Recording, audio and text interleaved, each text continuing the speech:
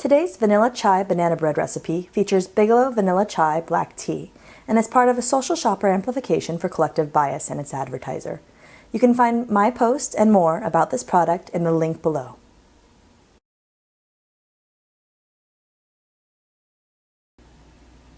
Hi, and thanks for tuning in. This is Danielle Simmons with SimWorksFamily.com, and today we're going to be showing you how to make a very delicious, quick bread, vanilla chai banana bread. It's the perfect way to use up all of your bananas that have gone a little too ripe, and also is a great way to incorporate some delicious flavors from this vanilla chai tea from Bigelow. I love taking a slice, curling up with a book, and sipping on some tea as I enjoy some me time while the kids nap. So for today's recipe, we're going to start out by putting our bananas into the mixer. I like to go ahead and put them in there first instead of waiting and mushing them up by hand, because if you have a stand mixer, why not use it, you know? So basically you're going to take your overripe bananas, got a little black going there. Those bruises are ones that my kids do not like. So this is the perfect recipe to use up the bananas that I have lying around that my kids won't touch. No waste. Here we go. Now that we have the bananas in here, I'm going to go ahead and lock in and start mushing them up.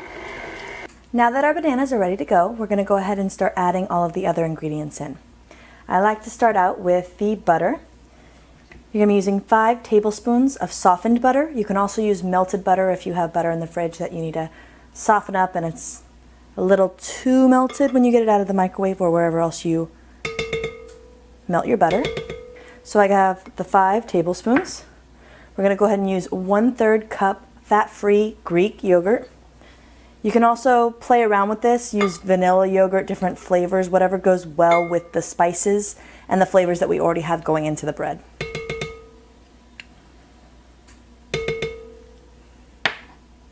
I'm then going to go ahead and add our teaspoon of vanilla. Now, even though we're using a vanilla chai blend, that'll still give it a nice flavor. And then we're going to start adding our eggs. I like to kind of add my egg, let it mix, and then add it again.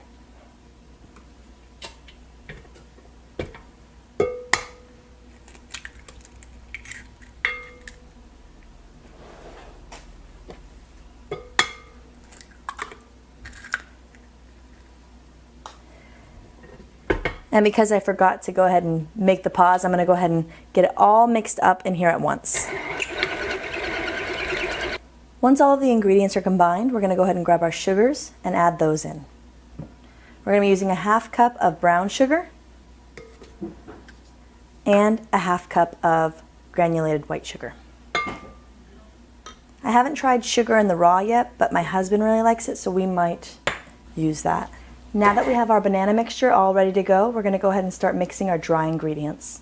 First thing we're going to start with are 2 1/4 cups of flour, all-purpose flour. We're going to add to that 3/4 of a teaspoon of baking soda and 1/2 of a teaspoon of salt. The next step is our Bigelow vanilla chai tea, which I love to drink as well. You're going to go ahead and open up the package of the tea and open up the tea bag as well to let those spices out.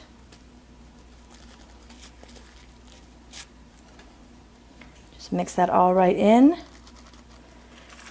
Now that we have everything in the bowl, we're going to go ahead and give it a whisk. Make sure everything's all incorporated in there and we don't have big clumps of flavor anywhere. Once that is completely mixed, we're going to slowly start adding it into our banana mixture. We don't want to create a mess as we add it in, so I usually try and do 1/4 cup at a time. That gives us some time to get it all mixed in.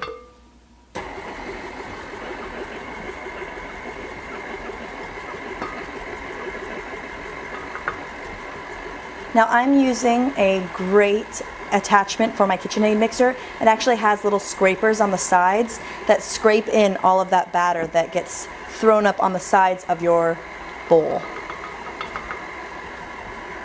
Now usually this is the point in baking that I actually remember that I forgot to turn on my oven and preheat it. So I usually run over there and turn it on while everything's mixing together. And we're gonna grab the last of this and mix that in.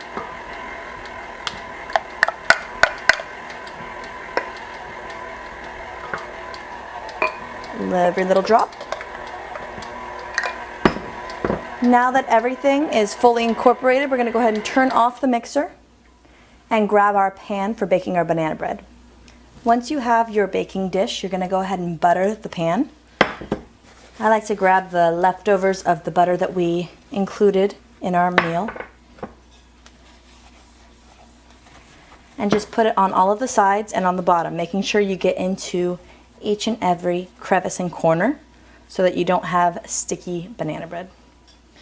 Now that the dish is buttered, it's time to put the batter into the pan and into the oven to bake.